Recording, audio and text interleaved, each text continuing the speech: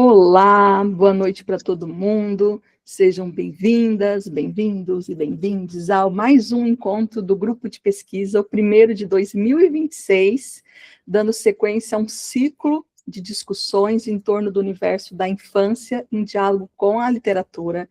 E hoje a gente tem a alegria de receber mais uma vez um pesquisador muito, muito importante para nós, não só para os estudos literários, mas também para a nossa comunidade do GEPLIGE, alguém que a gente estima muito, que é o nosso amigo e pesquisador, professor, o Luiz Girão, quem faz as honras formais,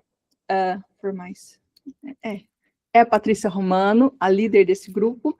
Então, eu saúdo todo mundo, e hoje é um dia de um proseio muito bom, então anotem tudo, preparem as perguntas, que hoje, em 2 horas, essa cabeça vai encher de cócegas. Pati, com você.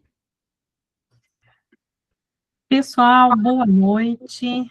Um prazer ter todo mundo aqui mais uma vez. Início do ano, primeira reunião nossa, para fechar ainda a nossa discussão do semestre passado. E muito feliz por ter mais uma vez aqui conosco o Luiz Girão, um amigo querido e um pesquisador incrível.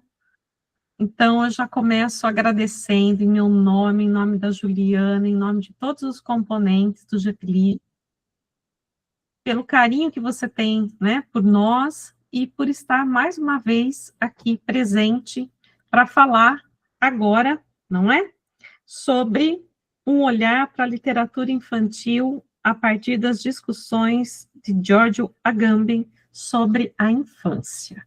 Então, eu vou apresentar, o Luiz, para quem não conhece, ficar conhecendo. Certamente temos aqui pessoas novas, orientando os meus que entraram há pouco tempo. Então, vou apresentar aqui o Luiz. Professor doutor Luiz Girão é professor pesquisador pelo Departamento de Letras Orientais da FEFELESH, da USP, está agora presente lá na Universidade de São Paulo, na área de língua e literatura coreana, tendo realizado estágio pós-doutoral pela mesma instituição entre 2022 e 2020.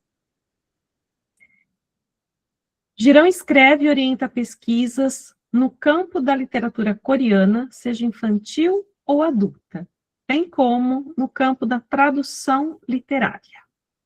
Atua como agente e tradutor de literatura coreana pela Ara Cultural desde 2020, apresentando obras da Coreia para o mercado editorial brasileiro. É especialista com mestrado e doutorado na obra da autora coreana Suzy Lee, no campo da literatura infantil, tendo ministrado cursos de graduação, pós-graduação e extensão na USP, na PUC São Paulo, na Universidade Federal de Pelotas e na Universidade Federal da Paraíba. É membro associado da International Research Society for Children's Literature, da Korean Literature Association e da Korean Association of Literature for Children and Young Adults. Mais alguma coisa para eu completar, Luiz? Sou pronto, não é? Então, obrigado. Eu que agradeço, em meu nome, em nome de Juliana, em nome do GEPLIGE, e eu espero que nós tenhamos uma noite muito rica, em discussões, depois de ouvi-lo, porque eu tenho certeza de que você vai trazer muita coisa importante aqui para nós, como sempre trouxe nas outras falas, com as quais você nos presenteou aqui no grupo. Pessoal, ao final, então, nós vamos abrir para perguntas, vamos fazer puxar aí algumas questões a partir da fala do Luiz, e a posteriori nós abriremos para perguntas, ok? Luiz, muito agradecida, e a fala então é com você. Desejo que você se sinta muito à vontade aqui mais uma vez. Ok, obrigado, Patrícia, obrigado, Ju, mais uma vez pelo convite. Eu acredito que seja a terceira vez ou quarta já que eu participo do Chefe. Boa noite a todo mundo, obrigado por estarem aqui nessa quinta-feira, final de fevereiro, o ano finalmente começou, né, gente? Estou começando a dar aula semana que vem, um monte de coisa para finalizar até amanhã. Mas é uma alegria encontrar e poder falar sobre literatura infantil e Giorgio Agamben com um grupo interessado como o grupo do Jack Lead, que são, a gente pode dizer, pessoas que trocam com pesquisadoras tão generosas como a Patrícia Aju. Então, estou aqui para trazer um pouquinho de alguma coisa que eu já estudei, e hoje, especificamente, a gente vai falar muito resumidamente sobre algo que eu estudo tem 10 anos, que é esse livrinho aqui, que algumas pessoas acham que parece que até que está em grego. De fato, está em grego mesmo. Mas aí a gente segue. A gente lê o que está em português. Então, eu sou Luiz, como a Patrícia apresentou, eu fiz mestrado e doutorado na PUC São Paulo. Foi na PUC São Paulo que eu tive contato com Giorgio Agamben, entre 2015 e 2016, quando iniciou-se o grupo de pesquisa A Voz Escrita Infantil e Juvenil Práticas Discursivas, cadastrado no CNPq, que à época era coordenado por Maria José Paulo, Elizabeth Cardoso, que era minha orientadora de mestrado e doutorado. E a partir de 2016 nós tivemos uma série de atividades e reflexões sobre esse texto basilar, que vocês têm acesso a ele em PDF, eu imagino, que eu disponibilizei para a Ju e para a Patrícia, né? Então, assim, se alguém tiver tido a oportunidade de ler, vamos revisitar. Quem ainda não releu, vai dar certo. A gente sente que está lendo em outra língua, mas é português, porque o Agamben ele escreve bem benjaminianamente a contrapelo. Então a gente tem que ler, reler, ler, reler. Mas uma hora, quando a gente pega o método de escrita, a gente fala assim: agora eu saquei, agora eu entendi. Então é muito legal perceber isso pelo método dele, que é muito benjaminiano, que escreve da mesma maneira. Que Benjamin escreve também a contrapelo. Se vocês já leram algum texto de Benjamin, ele vai construindo as imagens de pouquinho em pouquinho. Então, a gente vai falar hoje de um texto que se chama, eu vou ler o título aqui, Infância, História, Ensaio sobre a Destruição da Experiência. Ele está presente nesse livro, Infância, História, Destruição e Destruição da Experiência e Origem da História, publicado pela editora UFMG em 2005. O Agamben, ele é um filósofo da linguagem, que já está com uns 81 anos, por aí, 83, eu acho. E ele é essencialmente benjaminiano, que era outro filósofo da linguagem do começo do século XX. E ele segue o pensamento benjaminiano falando sobre o que é a linguagem. Existem textos do Benjamin sobre linguagem, gente, que é como se a gente estivesse lendo textos sagrados, assim, de tão lindos que são, mas também de tão complexos que são. E quando a gente entende o que ele quer falar, ele está falando de humano, que é o que a gente está falando aqui hoje, tá certo?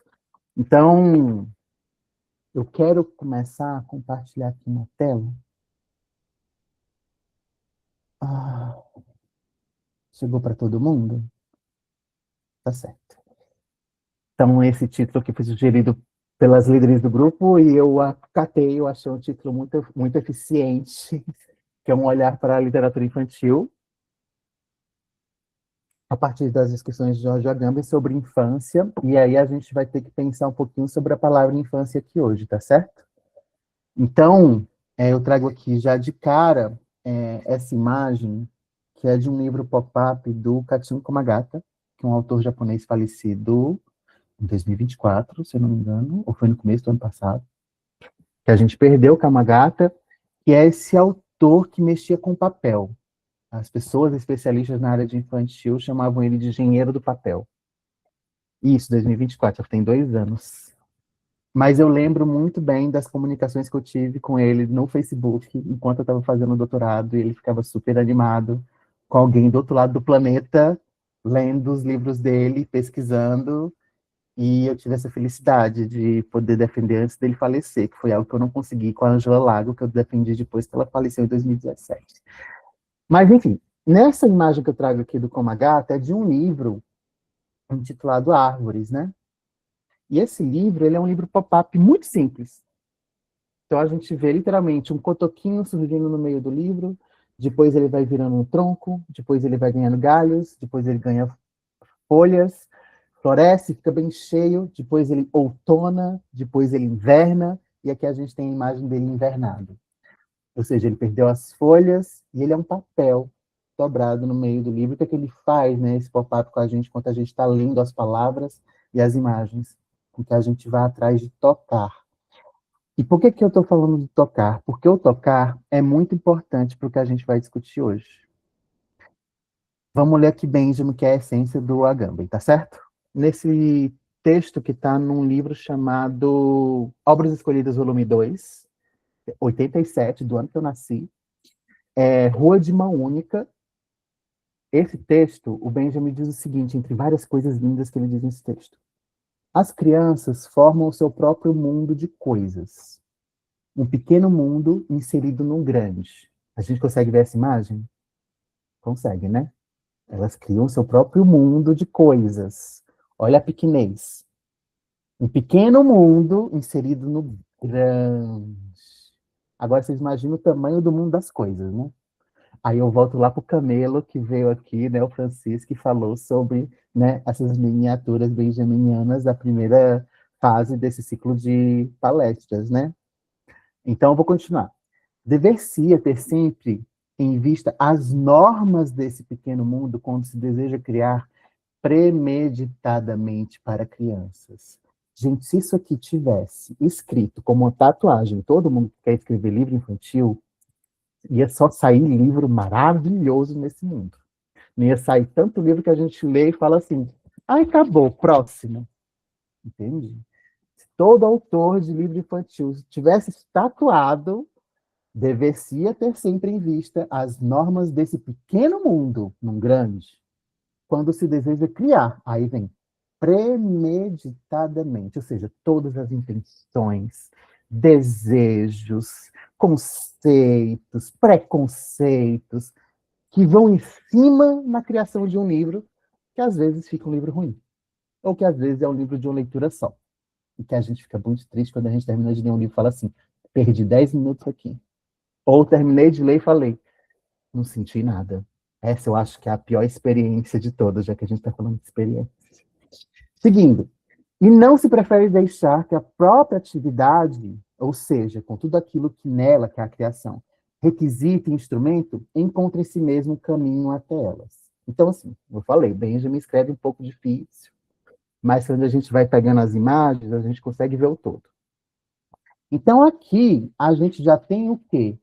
Um direcionamento do Walter Benjamin, lá, 100 anos atrás, falando, quem cria livro infantil, ou quem cria coisas para crianças, né, deveria pensar nas lógicas desse mundo pequeno, que está inserido no grande.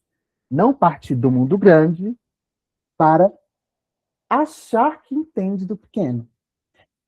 E por que eu falo de achar? A gente vai entender um pouquinho mais. Porque, assim, todos nós que estamos aqui temos só adultos, né? A não ser que tenha uma criança escondida aqui. Temos aqui um monte de adultos. Todos nós já fomos crianças. Então, esse pequeno mundo está dentro de nós. Só que ele está coberto de camadas e camadas de quê? De significados. E significados, em grande maioria, são fechadinhos, né?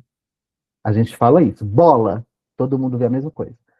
Casa, todo mundo vê a mesma coisa. Até o desenho a gente consegue imaginar, né? Olho, todo mundo desenha o mesmo olho. Então, esses significados, eles são como se fosse uma tatuagem na nossa imaginação e que a gente reproduz a partir dela. Só que essa imagem criada e fixa, ela vem de algum lugar que não é fixo. É totalmente disforme, que é multiformal, tem várias formas possíveis. E esse lugar da potência de ser algo tem a ver com esse pequeno mundo. Eu vou repetir essa palavra potência algumas vezes, tá? Porque vocês veem a palavra potência nesse texto aqui, para trás e para frente. Tudo bem, gente, até aqui? 7h20, ninguém ainda teve um transe? Luiz, imagino que está presente na sua fala, é assim, já imaginado, mas se você puder em algum momento reforçar o que você está chamando de potência, uma vez que é um termo muito corriqueiro, e a partir dos estudos que você traz, ele tem uma conotação, né? E aí, se você puder depois, na sua fala, destacar, eu agradeço. Tá bom. Agora não funciona. Eu preciso de um tempinho para chegar lá. Mas eu vou chegar lá, com certeza. Bom, então vamos dar aqui uma sequência. A gente tem essa citação do Benjamin dizendo, 100 anos atrás, o que seria esse mundo ideal da criação para os pequenos, ou seja, para a infância. Daí eu trago aqui, como a gata, uma imagem de um livro dele que chama Sons Levados pelo Vento. Na capa, a gente não tem um título gravado, a gente tem uma nota musical recortada na capa. Ou seja, uma experiência sensorial visual, perceptiva. Com simbologia, claro, porque a gente tem um verde, tem uma nota musical. Mas para a gente compreender o livro, a gente tem primeiro contato com esse recorte, com esse verde.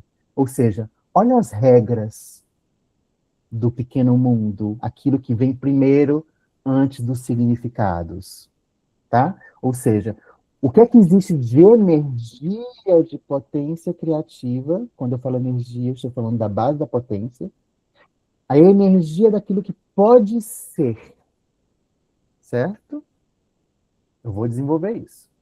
Aqui é uma página desse livro, a primeira. Já de cara, a gente tem aqui um texto em japonês falando os sons levados pelo vento. Num livro que tem folhas seguidas umas das outras, de tons verdes diferentes, e lá no final, um branco e um azul como se fosse um horizonte. Ou seja, quase como se a gente estivesse entrando no livro olhando por uma janela. E quem é o vento que vai correr levando os sons? Nós, leitores, folheando esse livro. Ou seja, já no título desse livro, né, desse livro do Kotsun Komagata, a gente tem aqui a possibilidade de toda página ser um som diferente, já que ela tem uma gramatura diferente, um peso diferente, um toque diferente, uma cor diferente, ligada a esse título, né? Sons levados pelo vento. Se a gente entende que o vento e a passagem pelas copas é o nosso movimento leitor, a gente está colocando em ação a possibilidade desse livro ser os sons levados pelo vento. Ou seja, está em nós, leitores, essa energia de possibilitar esses sons correrem pelas copas das árvores. Tudo bem, gente, até aqui? Ok. Então, se está em nós essa energia, essa possibilidade, nós estamos sendo despertados para uma potência. E essa potência só é desperta porque alguém, Katsumi Komagata, criou esse livro pensando nisso. Ele pensou, o título do livro vai ser esse, o livro vai ser feito desse jeito, a capa vai ser assim, os tons de verde vão ser esse, o horizonte vai ser tal, eles vão chegar na nuvem, vão chegar no céu. E até lá, eles vão viver a experiência de esses sons levados pelo vento. Então, vocês veem que há um encontro entre aquilo que eu posso colocar em ação e aquilo que o livro disponibiliza como ação de ser feita. Aqui, gente, é o que a gente pode dizer que o livro está despertando a potência dele de ser algo. A gente vai desenvolver a ideia de potência. E tudo isso eu estou usando a Agamben, tá? Vamos seguir. Aqui eu trago um poema maravilhoso do Manuel de Barros, que chama Desexplicação, que está nesse livro Poeminhas Pescados numa Fala de João, de 2001. Olha esse título. Desexplicação. A gente, quando escuta a palavra explicação, a gente já pensa o quê? Norma, norma, norma, norma, norma, conceito, conceito, conceito, palavra fixa, palavra fixa, palavra fixa. E se eu entendi, pronto, é isso. Fechou. Gestalt. Não sai daqui. Só que qual é a proposta dele? Desexplicar. Então ele vai lá na raiz da palavra e adiciona o des, que nega uma explicação, que desfaz uma explicação. Ele é um poeta, ele trabalha com o quê? Com palavras. Agora há pouco a gente viu um artista do livro, que trabalhava com papel, cor, design gráfico e palavras. Aqui a gente vai na raiz, raiz daquilo que a gente chama de literatura, com L maiúsculo, né? Palavra. Então a gente tem aqui desexplicação, indo contra aquilo que a gente pensa. Aí a gente entra no poema. Vamos lá, a partir da desexplicação. Língua de criança é a imagem da língua primitiva. Olha o que ele fala. Língua de criança.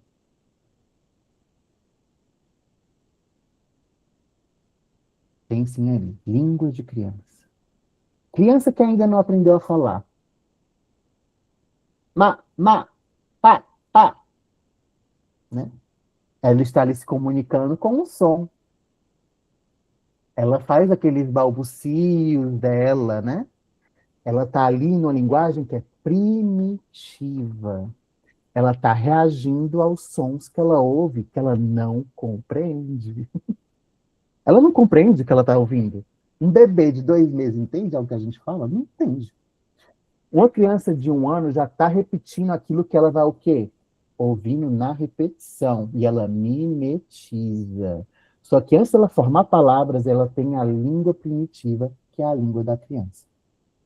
Tudo bem até aqui? A gente está lendo poema, a gente não está lendo teoria. Vamos seguir. Se a língua de criança é a imagem, ou seja, uma representação da língua primitiva, nas crianças fala o índio, a árvore, o vento. Ou seja, nas crianças, porque elas falam a língua primitiva, quem fala? O índio, fala a árvore, fala o vento. Aquilo que a gente não entende nada que o índio fala, está na língua primitiva. É deles. Eles mimetizaram, criou-se essa língua. As árvores, olha o livro do Komagata. Cada copa é diferente da outra. Cada folha é diferente da outra. Elas têm uma linguagem. E o vento? O vento muda de direção, muda de intensidade, né? Faz até furacão. E aí a gente está onde? Pensando, bom, a língua primitiva, nas crianças fala o índio, a árvore e o vento. Na criança fala o passarinho. O canto dos pássaros. Aí eu volto para o livro do Komagata de novo. Nas copas, além de galhos farfalhando, será que não tem pássaros cantando também? Tudo bem até aqui, gente? Eu estou teorizando, poetizando. Aí segue, né? Fala o passarinho, o riacho por cima das pedras soletra os meninos. O riacho por cima das pedras. Olha essa comunicação se estabelecendo. A água correndo em conexão com a pedra, soletrando os meninos.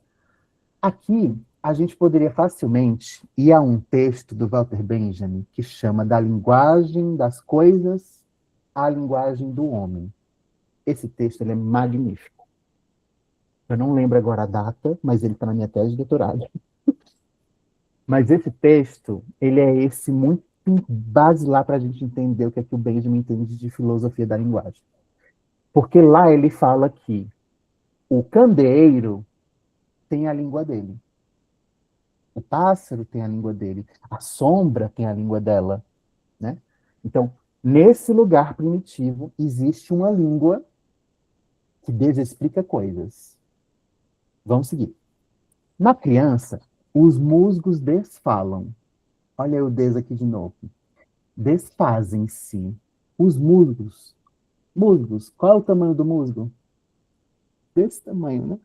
Pequenininho. Olha o mundo pequeno. Na criança, os musgos desfalam. Eles deixam de falar, entram em silêncio. Eles desfazem, se desintegram e reintegram. Os nomes nas crianças são desnomes. Não é o pato, é o amarelo.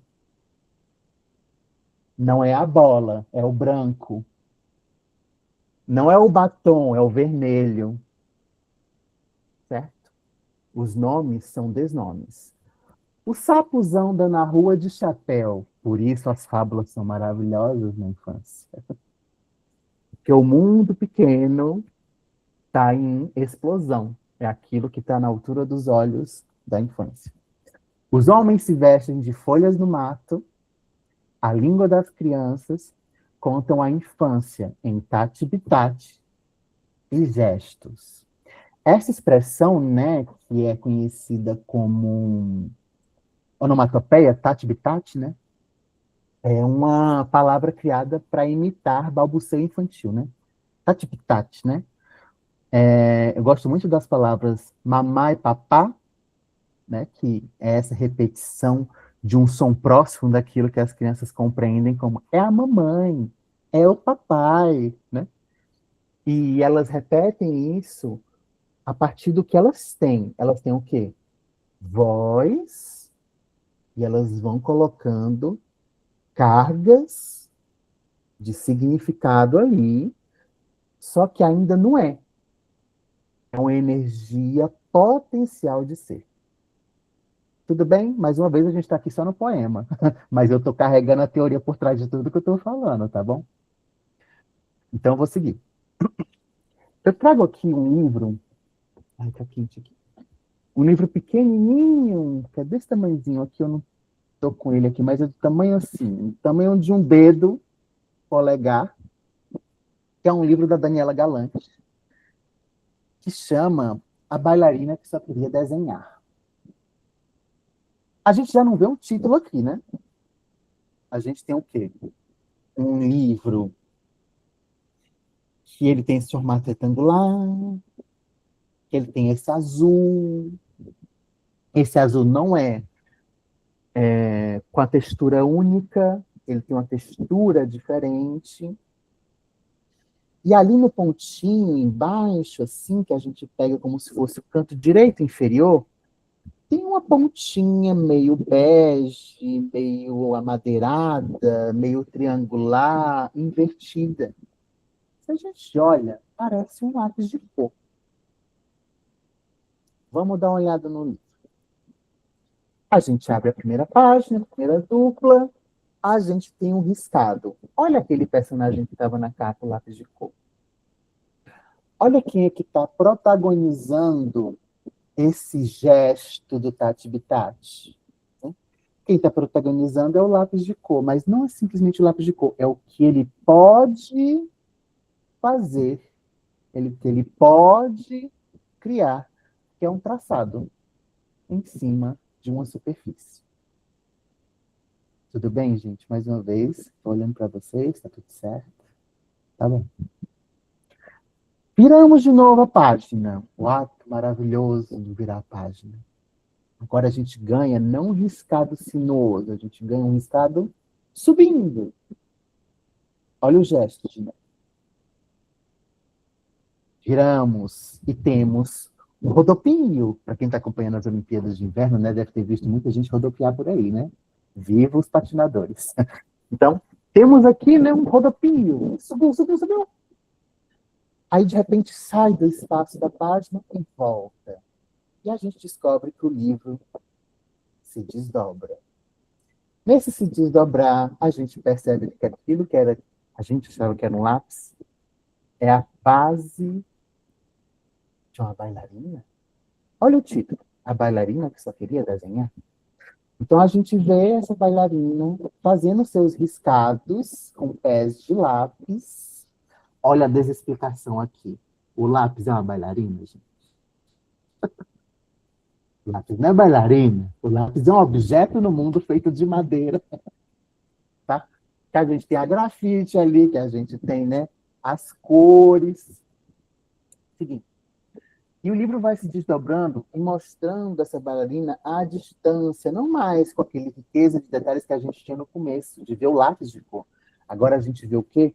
uma silhueta de bailarina, e onde ela passa, ela deixa um riscado. E esse livro se abre, se torna uma folha. Então, aqui nesse livro, que chama, mais uma vez, né, A Bailarina que eu queria desenhar, a Dani Galante, ela fez com a gente o seguinte, ela nos deu o azul, o amadeirado, ela nos deu a folha em branco, riscada de azul, na ponta de um lápis azul, e esse riscado da ponta de um lápis se transforma no passo de dança de uma bailarina que é lápis de cor. Então, a gente desexplicou o processo disso ser simplesmente um lápis de cor. A gente brincou com o título A Bailarina que Só Queria Desenhar. Aqui a gente tem o título, A Bailarina que Só Queria Desenhar. Então, a gente acabou de passar por um livro extremamente gráfico, de experiência com papel, com cores, texturas. A gente passou por um poema que desfez palavras, que reposicionou possibilidades de significado, e a gente passou por um livro que ressignifica a nossa relação com as palavras bailarina e desenho. E quem que quer? É a bailarina ou seu leitor? Então, a partir disso, eu vou parar de compartilhar rapidinho para poder explicar uma coisa. Nesse texto do Agamben, ele discute, ele parte lá de Aristóteles, os gregos, os teóricos da literatura antiga, falando que a experiência do homem está fadada ao fim. Por quê? Porque estamos cada vez mais dentro de um mundo onde só há significados fechados e ninguém mais está experienciando nada, porque tudo aquilo que a gente acha que ser uma experiência, a gente só está repetindo. Quantas fotos no Instagram todo mundo faz igual? Quantos lugares todo mundo visita para fazer a mesma foto? Quantas sobremesas todo mundo comprou porque o influencer foi lá e falou? Então está todo mundo mimetizando muito mais do que experienciando. Uma coisa que me dá ranço, e isso está ficando gravado, vai para o YouTube, é gente que fala que tem um café escondido. Não tem nada escondido nesse mundo, tá tudo à mostra. Vai quem quer, né? Então, esse negócio de um lugar secreto, não tem nada secreto, tem a experiência individual. Isso é o secreto.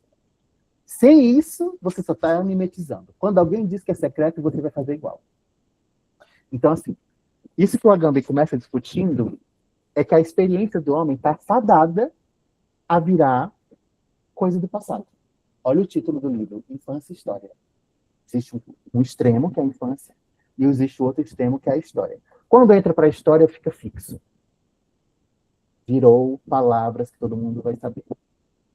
Então, quando ele discute a potência dessa experiência com a linguagem infantil, ele está falando que todos nós temos acesso a essa possibilidade de experimentar a linguagem à semelhança de uma criança, se nós tivermos a disponibilidade de sermos afetados pela arte e de quem faz arte estar nesse lugar da infância da linguagem. Falei um monte de palavra aqui, eu vou deslocar cada uma delas, mas o que é mais importante? Pensar que existe uma relação entre uma ponta, que é quem cria, e a outra ponta, que é quem recebe. Isso está claro para todo mundo?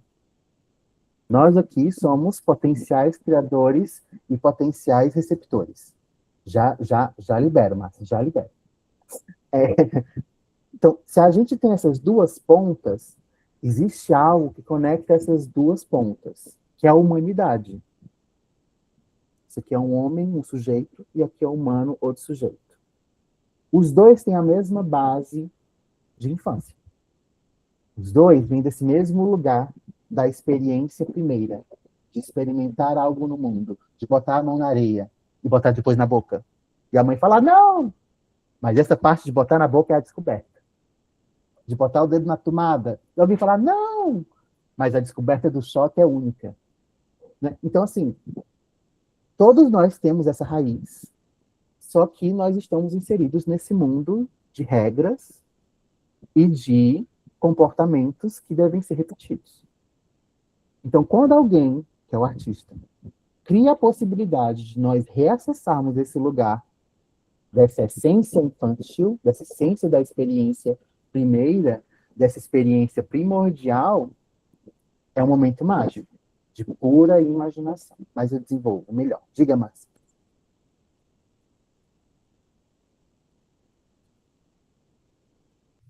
Estava no mudo. Quando você começou a falar dessa experiência, eu só lembrei o seguinte: experimentar esse novo é como carregar água na peneira. O novo, né? A palavra novo aí tá. É o novo? Ou esse diferente, ou esse olhar de encanto de primeira vez, como dizia sua grande mestra, que eu tive a honra de fazer com ela a disciplina também. É aquele olhar de encantamento de primeira vez. E quantas primeiras vezes a gente quer ter esse olhar de... E quantas vezes a gente quer ter esse primeiro olhar de encantamento, né, de primeira vez? E esse desejo, ele é muito importante, né, Márcia? O desejo de querer ter essas experiências de primeira vez, porque eles são os que fundam, né, para a gente, o nosso comportamento futuro. Então, são essas experiências que definem, em alguma medida, para onde a gente vai se encaminhando, né? Como se a gente estivesse se moldando a partir dessas primeiras vezes. E eles são tão definidores que a gente vive uma nostalgia, né? Nossa, o sabor da comida quando eu botei na minha boca pela primeira vez aquilo. Isso define um padrão de qualidade que a gente vai perseguir pro resto da vida nunca alcançando, né? Porque a primeira vez que botou na língua, no paladar, foi a primeira vez. Depois dali, é repetição, repetição, repetição, repetição. Então, assim, o que a gente tem na arte é a possibilidade de reacessar percepções, mas nunca aquela primeira vez. Tudo bem, gente? Eu estou aqui fazendo esse parênteses porque a Marta trouxe isso, mas também está dentro do que eu estou colocando, tá certo? Bom, então, esse texto do Agamben, ele parte desse lugar que o homem está perdendo essa experiência de experimentar o mundo para entrar nesse mundo da história, onde tudo já foi dito e a gente apenas repete. É um texto que a gente para pensar, né? Uma reflexão sobre o humano que é muito fatídica. Está todo mundo indo para o lugar, não tem muita experiência artística, já que a gente está indo para o mundo da história. Mas a arte está ali para nos permitir reacessar isso, porque, afinal de contas, nós somos seres feitos de quê? De linguagem. Ainda bem. Se a gente não fosse feito de linguagem, a gente não acessaria isso.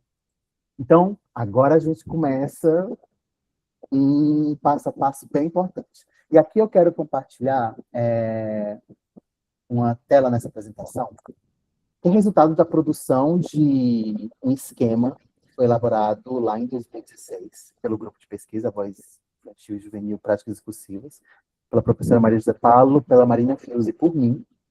Então, esse material ele tem essa autoria conjunta, e fica aqui a referência para vocês tanto buscarem os títulos da Maria José Paulo sobre literatura de infância e a tese de doutorado da Marina Fiuza sobre o experimento da linguagem, para complementarem isso que eu vou trazer aqui, porque ambas se baseiam nesse livro, certo? Então, assim, só para eu finalizar aqui, o Agamben começa daqui e ele começa a dizer que a nossa esperança está em acessar esse espaço da infância da linguagem. Por quê? Deixa eu ler aqui um pedacinho para vocês. A que coisa se refere o eu? Citação do Agamben. A algo assaz singular que é exclusivamente linguístico. Eu se refere ao ato discursivo individual no qual é pronunciado e designa o seu locutor. É um termo que não pode ser identificado senão em uma instância de discurso. Ele está falando aqui do pronome pessoal eu. Eu. Quem usa eu quando alguém está falando eu? Quando você está falando eu, você está usando o quê? Palavras da língua portuguesa, né, para expressar algo que você quer dizer. Seu desejo ganhou a palavra eu. Você entrou na linguagem, na língua com eu. Então, o que ele fala aqui é que existe, a partir de Benveniste, que é um filósofo, um teórico também da linguagem, que estuda, né, a linguagem, ele fala que existe um eixo semiótico da linguagem, tá? E um eixo que é semântico. Esse eixo semiótico, todo mundo já ouviu a palavra semiótica aqui? Eu acho que sim, né? A Juliana está aqui. Todo mundo já ouviu essa palavra. Então, o eixo semiótico é aquele em que a linguagem está rodando e se fazendo. Quando a gente vai para o eixo semântico, a gente vai para o campo o quê? Do léxico, das palavras que já existem, das formas verbais, das gramáticas e tudo tal. Então, se existe um campo, que é o semiótico, e o outro, que é o semântico, eles estão o tempo inteiro em contato, porque para você formar uma frase, você tem que estar reacessando o seu repertório de palavras, né? Então, vamos aqui agora para esse compartilhamento desse esqueminha aqui. Vamos com calma, eu quero demorar aqui no máximo meia hora nessa imagem. No máximo, eu vou tentar. Então, a gente tem aqui, que resume esse capítulo que tem, sei lá, gente, 70 páginas. Esse aqui é um esquema que ele diz para a gente onde é que o Agamben quer chegar com isso. Daí eu cito aqui, mais uma vez, uma parte do Agamben, na página 62, que ele diz assim: como infância do homem, a experiência é a simples diferença entre o humano e o linguístico. Que o homem não seja sempre já falante, que ele tenha sido e seja ainda tracinho fante, isto é, experiência. Eu disse que ele parece que está falando grego, né? Então vamos olhar aqui o esquema. A gente tem uma palavra lá em cima dizendo experiência de linguagem. Então a gente tem um esquema aqui visual. Vamos usar as palavras. De um lado, aqui à esquerda de vocês, a gente tem um infância. Alguém sabe o que significa? Assim, infância. Não falante. Não fãs falante. Tudo bem? Ou seja, ainda não fala. Infância. No outro lado, a gente tem criança, jovem e que seja o adulto. De um lado, a gente tem aquilo que todo mundo tem, já passou, está guardado em algum lugar aqui dentro, né? Nesse campo, linguagem. Aqui a gente tem percepção de som, percepção do corpo, imagens, fala. Lembra que eu falei das crianças balbuciando? Fala. E quando eu falo de corpo e som, eu falo de movimento também. Afinal de contas, nosso corpo é movimento. Então, quando a gente está dentro da experiência de linguagem, a gente tem esse campo do semiótico, que é o infans, e o campo do semântico, que é a criança, jovem, adulto. O Agamben diz que quando você é um infante, você está na voz com V maiúsculo. Você é pura percepção, pura experiência, pura primeira vez, pura repetição tentando imitar ainda, testando, e pura tentativa. E quando eu uso a palavra tentativa, eu estou falando com potência. E aqui a gente falou de potência aqui. Potência é aquela energia de poder ser que é colocada em prática. Tudo bem, gente, para vocês? Eu resumi esse contexto aqui da potência, mas espero que tenha ficado claro. Então, a potência, ela tem uma energia inicial que, quando você dispara ela, a gente coloca em movimento. E essa potência é o poder ser e o poder não ser. Entre o poder ser e o poder não ser, a gente está indo ou para um lado ou para o outro. Quando a gente vai para o lado do ser, a gente vai para o campo do semântico. Quando a gente vai para o lado do não ser, a gente volta para a voz com V minúsculo. Que a gente ainda não fechou essa ideia. É tipo a gente falar paralelepípedo, não paralelepípedo. A gente é paralelepípedo. A gente vai palala, cabelelela, leila. A gente vai tentando e a gente ainda não fechou. A gente está experimentando. Veja como isso está dentro da gente. A gente tem esse lugar da experimentação ainda. E a gente se cobra se a gente erra. A gente é muito tirano com nós mesmos se a gente erra, né? Então, segundo a Agamben, a gente tem esses dois lugares na linguagem que ambos existem dentro de nós. Um é todo esse arcabouço de experiência primeira, de arquivamento, de construção de repertório, e um outro é de uso desse repertório na prática e nas relações. Porque se a gente fala de linguagem, a gente está falando com o sujeito se comunicando com o outro, e eu volto para o artista falando com o leitor. Tudo bem, gente? Eu estou olhando para vocês. Se quiserem que eu refaça alguma coisa, eu refaço, mas a gente está no caminho. Então, pronto. A Agamben fala que a experiência na infância da linguagem é a possibilidade de, quando você está na voz, com V maiúsculo, que é o campo da enunciação, da informação, da explicação, a gente ainda assim poder acessar aquele campo que é só som, que é só corpo, que é só imagem, que é só fala, que é do campo da imaginação. Como que a gente acessa isso? Pela arte. Pela poesia do Manuel de Barros. Por um livro ilustrado maravilhoso.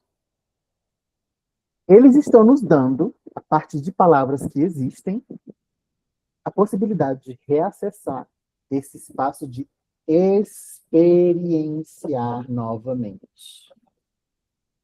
Veja que é diferente do que eu estava falando com a Márcia, né? A primeira vez. Aqui a gente vai experienciar de novo algo e a sensação vai ser completamente outra.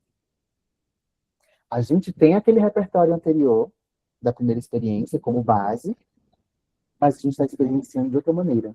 Porque a construção de palavras foi feita de maneira diferente. Porque a construção da paginação do livro foi feita de maneira diferente. Porque a quantidade de cores utilizada foi feita de maneira diferente. Quando eu falo aqui de linguagem, por mais que o meu esquema tenha aqui voz, né, a gente esteja falando de palavras, eu expando a linguagem para falar de todas as potências de linguagem. Visual, gestual, corporal. Então vamos seguindo aqui. Se de um lado a gente tem essa voz com V minúsculo, que é pura potência de ser voz com V maiúsculo, a gente tem um espaço que o Agamben chama de espaço da negatividade. Isso aí vai lá para Heidegger, e aí eu não vou entrar aqui, porque a gente está tentando finalizar um conceito. Nesse espaço da negatividade, eu ainda comi um i aqui, olha aqui, ó, eu comi um i. O espaço da negatividade é esse espaço em que tudo ainda não é, mas pode ser. Tudo bem isso? Espaço da negatividade é esse espaço em que nada ainda é. Tudo ainda pode ser. Quando isso ganha uma forma, isso se transforma em representação. Eu escrevo amor. Peguei A, M, O, R, são letras alfabéticas, e formei uma palavra amor. Essa palavra, quando eu escrevi, eu quis expressar alguma coisa. Ou eu pego o meu pincel, pego um rosa bem moranguinho e faço um coração na folha de papel em branco. Eu estou representando algo que eu quero expressar. Enquanto isso não está representado, isso é pura potência de representação. Tudo bem? E aí, quando vai para o campo da não representação, que a gente está falando de Agamben, e Agamben gosta de complicar nosso pensamento, e bota não representação, tá nessa palavra não representação. O não e o representação. Olha o desexplicação do Manuel de Barros. Vocês estão vendo como filósofo, poeta, tudo no mesmo lugar? Então, no campo da não representação, é o campo em que aquilo que é representação pode ser e pode não ser. Tudo bem? Então, o amor pode ser um monte de coisa. Não só aquele amor de quem escreveu. Pode ser vários tipos de amor. A cada pessoa que lê essa palavra amor. Aquele coração vermelho na folha branco pode ser qualquer imagem. Pode ser a ponta de uma lança. Pode ser a bundinha de um emoticon. Olha a gente ressignificando. Quando a gente pensa na arte visual do livro ilustrado, deixa eu parar de compartilhar rapidinho, já volto a esse esquema. Eu trouxe aqui esse livro, já que é minha área, literatura infantil coreana, que chama Balas Mágicas. Alguém conhece esse livro? Tudo, né? Esse livro é maravilhoso, né? Todo mundo chora também?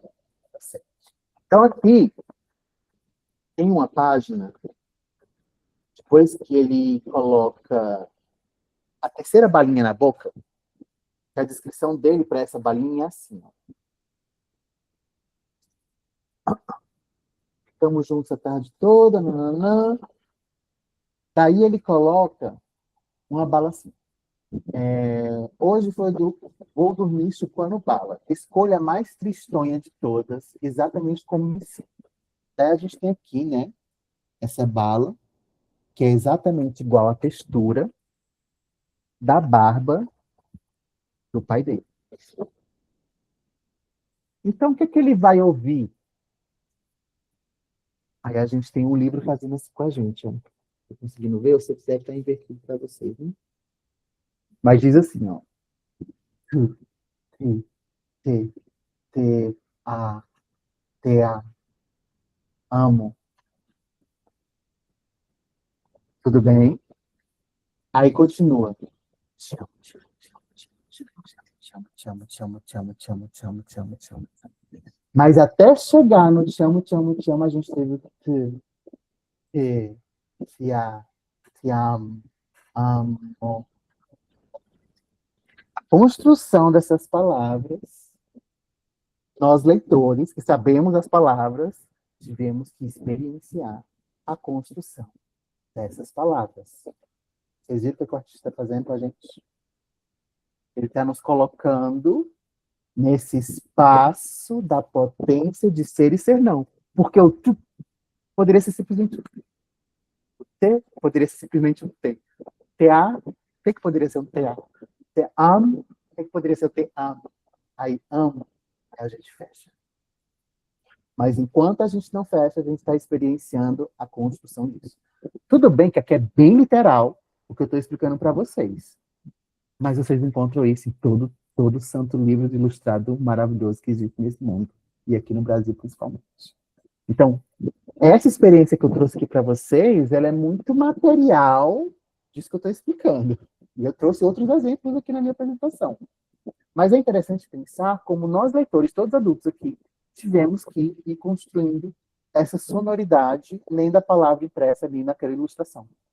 Então, o artista fez assim com a gente, olha, ei, tu, experimenta voltar aqui nessa fase de construção de palavras, naquilo que você ainda não consegue expressar enquanto sentimento. Sabe aquele momento que a gente fala assim, eu nem sei dizer o que eu estou sentindo.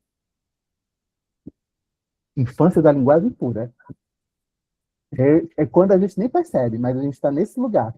Eu não consigo expressar o que eu estou pensando. Porque você não está conseguindo fechar uma palavra que resuma isso. Você não consegue explicar. Está tudo desexplicado dentro de você. Estou tentando jogar aqui para o mundo real um conceito. Vamos voltar aqui para a apresentação para a gente continuar na explicação desse esquema. Bom, então a gente já falou que existe esse campo da voz com V minúsculo, que é tudo potência de ser e não ser, e a voz com V maiúsculo, que é quando entra na língua e na fala usada na comunicação humana, né? Então a gente tem o espaço da negatividade, que é tudo potência de ser, a representação, que é uma possibilidade da negatividade ganhar a sua existência, e a não representação, que é o uso de uma representação para voltar ao espaço da negatividade. Então, o conceito do Agamben é que a experiência de linguagem é você acessar esse lugar do ínfans, sendo uma criança, jovem, adulto, via arte. Tudo bem? Consegui trazer essa ideia para vocês? Então, olha, de um lado, a gente tem percepção, cognição, né? Ainda nesse campo do ínfluence. Aquilo que a gente percebe, a gente não sabe nomear. Eu gosto muito da imagem, né, semiótica pisciana, você olha para o céu e fala, é um elefante, aí a outra fala, é uma chaleira. Não, é uma casa. Mas vocês não viram um coelho? Eu amo essa parte. Para pensar, o que é aquela nuvem? Aí você lembra, essa é uma nuvem. Ela não é um elefante, ela não é uma chaleira. Mas então é a percepção, a gente percebe as coisas, né? Aí a gente tem essa percepção, ela está no campo do quê? Da criação de potências de representação. Que ela joga na gente um momento de impressão. Nós estamos percebendo algo que a gente ainda não nomeia, é a potência de ser. A cognição, a gente está compreendendo algo, mas a gente ainda não consegue colocar exatamente como a gente entendeu. Aí a gente faz o quê? A gente performa a possibilidade daquilo. Eu não sei se vocês já passaram por isso, eu acho que sim, não sei. Mas quando eu era criança, eu achava que os carros, a frente dos carros eram rostos. Pensavam nisso, na carinha do Fusca, daquele Corsa, do Gol Bola. Eu achava que aquilo eram rostos. E eu ficava, esse carro tá de mal comigo. Olha a performance acontecendo. Eu sabia que era um carro. Então, eu falei, esse carro. Mas eu estou performando o quê? Que ele está com raiva de mim. Então, eu estou me comunicando com aquele objeto do mundo com o que eu compreendo. E, tipo, eu peguei uma forma, que eram as luzes do carro, e joguei um símbolo em cima dizendo, esse está bravo, esse está triste. Isso aqui quer conversar. Então, esse lugar é o mesmo lugar para você, pessoa que tem um pet em casa e fala, o que é que você quer hoje, meu amorzinho? Você quer comer o quê? Você quer o biscoitinho? Quer passear? Você quer o quê? É esse mesmo lugar. Você está olhando para o cachorro olha para você e você fala, você está triste? Você está feliz? O cachorro não está falando nada. O cachorro está te olhando. E você está o quê? Performando uma cognição. Tudo bem? Cognição, performance. Ok. Então estamos no espaço da voz pequenininha, onde tudo é potência. Quando a gente vai caminhando para entrar na voz, tudo isso que eu falo de entrar na voz, gente, entra na língua. Isso é um paralelo. Quando você sai da voz com V minúsculo e entra na voz com V maiúsculo, é a entrada na língua. No caso da nossa, a língua portuguesa, né? Então, quando a gente entra na língua e usa palavras existentes, nós estamos trocando informações. Igual eu estou fazendo agora com vocês, eu estou falando informações que eu já li, que vocês estão entendendo o que vocês estão entendendo. Então, nós estamos aqui no campo da informação. Só que para a gente poder também ir para esse campo da enunciação, nós temos que acessar o quê? A nossa memória. Aquela primeira experiência lá da balinha na língua. E a imaginação, que é esse espaço de criação a partir da memória. E esse espaço da memória e da imaginação é exatamente na transição da voz com V minúsculo para a voz com V maiúsculo. Porque a ativação desses dois campos faz a gente combinar coisas. Sejam palavras, sejam formas visuais, sejam papéis, sejam movimentos, né? Igual fazer assim, todo mundo entender que isso aqui é um falatório.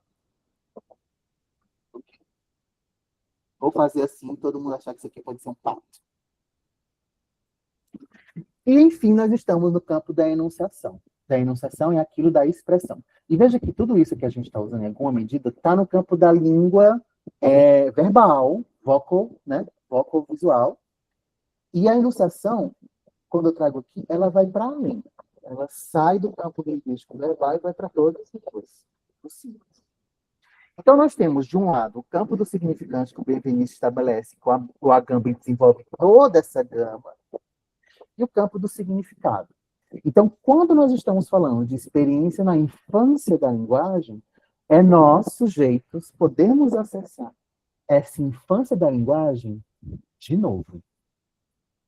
E quando isso acontece? Quando nós temos acesso a uma expressão artística. Porque os artistas estão no mesmo campo de criação que as crianças. Tudo bem? Vocês conseguem fazer esse paralelo?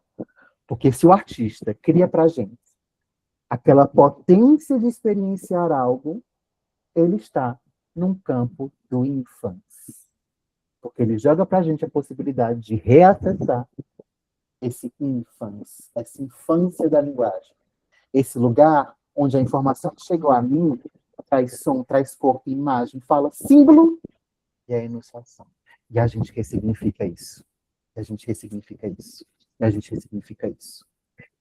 Eu acho que foi numa das lives durante a pandemia no Instagram da Juliana, e eu lembro de ter falado isso. Quando a criança está falando pat, pat, pat, ela quer dizer pato, mas ela está fazendo o quê?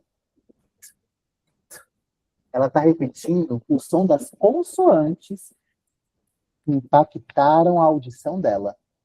P, T. E ela está tentando fazer o quê? Informar algo, mas ela está o quê? Na enunciação de algo que ela está o quê? Imaginando a partir da memória dela. Ela ouviu o pato. Ela não entendeu o pato. Ela ouviu o pato. Ela está tentando reproduzir na enunciação. Certo? Tem um livro que eu lembro que eu mostrei também nessa live, talvez. Eu acho que foi aquele livro do Gustavo Piqueira, que é amarelo, como chama?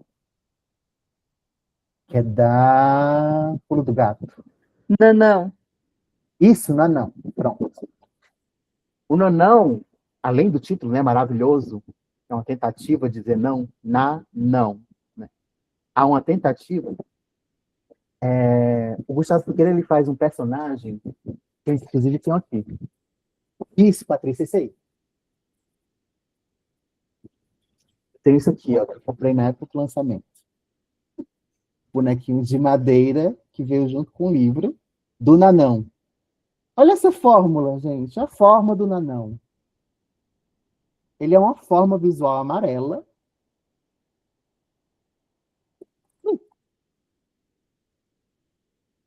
Isso aqui a gente poderia chamar de um rosto. Mas o que diabos é o Nanão? Vocês entendem? Visualmente, Gustavo Piqueira fez assim com a gente. Toma esse personagem que chama Nanão. E aí a gente pensa, mas é um cachorro? É um cavalo? O que é isso? É uma forma que tem dois pontinhos pretos que parecem um rosto. E ele só funciona de perfil, porque de frente ele fica esquisito. E o personagem representado no livro, ele está de perfil. E a forma que ele se apresenta no livro é em direções opostas ao que todo mundo está falando para ele fazer. Ou seja, ele está indo contra a informação. Ele está voltando para a infância da linguagem. E nós, leitores, estamos voltando, junto com essa personagem, a esse espaço de potência de representação, a partir da não representação, que traz de tudo o espaço da negatividade. Então, a gente está, quando a gente fala de Agamben, defendendo o que... esse eu vi também. Esse eu vi também. E aí, a gente está voltando para esse espaço da negatividade, que é o espaço que o Agamben fala, que todos nós carregamos em nós. Que a gente, quando está todos os dias usando o Zap, usando o Instagram, se comunicando pelo celular, vendo notícia, a gente está o tempo inteiro no campo da informação. Só que quando a gente vai para o campo da arte, a gente tem a possibilidade de voltar para a infância da linguagem. Ou seja, para o espaço do não falante a partir do falante. Isso é maravilhoso. Isso é o glorioso da linguagem. Porque isso reconhece que tudo tem uma linguagem. Isso é um objeto de madeira, gente. Esse objeto está expressando alguma coisa para mim. Igual eu falo, quem olha para a cara do cachorrinho e fala, ele está dizendo que quer ir passear. Então, todos os objetos do mundo têm a sua linguagem e a sua forma de expressão. Estão lá. E na relação conosco, o humano, a gente estabelece isso a partir da nossa língua, com as nossas percepções, a nossa cognição, a nossa performance de cognição, nosso acesso às memórias primárias, a nossa imaginação do que aquilo pode ser. que a nossa enunciação. E a enunciação é exatamente a transição. Certo? A transição. Quando a gente coloca o não. Poderia ter dito só o quê? Não. É não. Isso é uma enunciação. E essa enunciação está prolongando e criando mais uma sílaba do não. Não. Então, no espaço da experiência de linguagem, da infância da linguagem do Agamben, é quando há a esperança de o humano não perder a sua experiência. Porque se o mono entra na história, ele vive de falatório, de repetição. Só que quando ele vai para a experiência na infância da linguagem, ele reacessa aquilo que está guardado dentro dele. E ainda bem. Porque se a gente não pudesse fazer isso, o que teríamos de nós? Eu acho que nós não estaríamos em lugar nenhum. Então, eu sei que, em alguma medida que eu estou falando, pode parecer complexo, é complexo, porque afinal de contas é um texto complexo. Eu recomendo a leitura parcimoniosa desse livro, é bem parcimoniosa de se ler, mas a ideia da experiência do que é o conceito de infância para o Agamben, quando a gente vai para a literatura infantil de qualidade, é aquilo que a gente encontra. Aquilo que ele defende na filosofia da linguagem é aquilo que a gente experiencia na arte. Por isso que eu disse que o que o Agamben explica enquanto filosofia, o Manuel de Barros estava explicando enquanto poesia. Tudo bem? Então, aqui, consegui fazer, eu pensei até 8h15. Aí aqui eu trago as refs.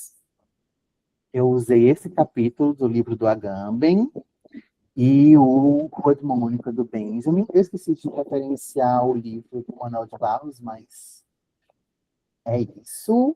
E agora, muito obrigado. E vamos abrir para um espaço de diálogo para a gente quebrar a cabeça junto, né? Que é coisa boa, a gente gosta de quebrar a cabeça junto. Obrigado, gente, por me ouvir.